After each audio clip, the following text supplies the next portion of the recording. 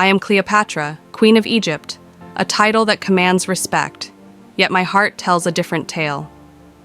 Today, I wish to share not the story of my throne, but the story of my love. A love for a man named Mark Antony, a love that defied empires and bound our fates. Ours is a story of passion, a forbidden connection that was as fierce as it was fleeting, a flame that burned brightly and left echoes in the sands of time. Our first meeting was unforgettable, an encounter that spoke without words.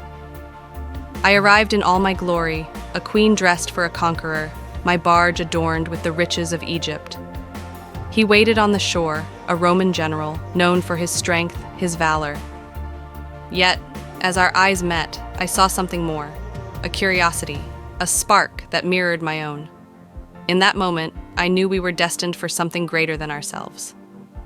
As the days passed, our connection deepened, each moment drawing us closer, as though we had known each other through lifetimes. He was fierce, a warrior forged in battle, yet with me, he showed a gentleness that the world rarely saw.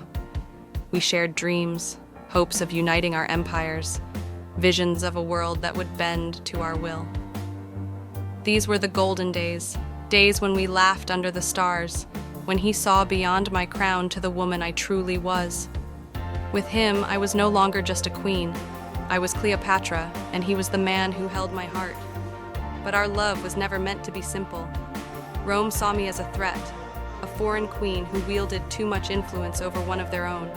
Antony, my fierce protector, tried to shield me, to hold our world together. We clung to each other in the shadows, vowing to stand against all who would tear us apart. Yet deep within, we felt the chill of fate looming. We were two souls defying the tides of empire, fighting to preserve a love that burned too brightly, too fiercely to be contained.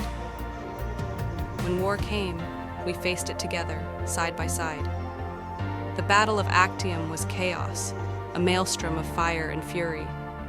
We fought not just for Egypt, but for each other, our hearts bound even as the world around us burned. But even the strongest love cannot halt the relentless march of fate. As our ships faltered, our dream of unity shattered, slipping from our grasp like sand. I saw the anguish in his eyes, a silent acknowledgement that this was the end. Yet even then, our love held strong, a final flicker of hope in the darkness. And so, it came to this.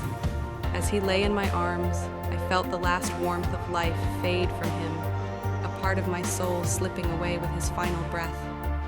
I, Cleopatra, who had faced down kings and armies, was powerless in the face of this loss. I chose to follow him, for a world without him held no meaning, no purpose. In death, I would find him again, away from the chains of power, free to love without fear or consequence. Together, we would find peace beyond this life, a peace that eluded us in a world ruled by ambition and war. They remember us as rulers, as enemies of Rome, but they forget the heart that bound us. Our love was a storm, fierce and consuming, a flame that burned against the winds of destiny. I am Cleopatra, Queen of Egypt, and my heart will forever beat for him. Remember us, not merely as leaders, but as lovers whose story echoes through the sands of time, a love that dared to dream beyond the boundaries of life and death.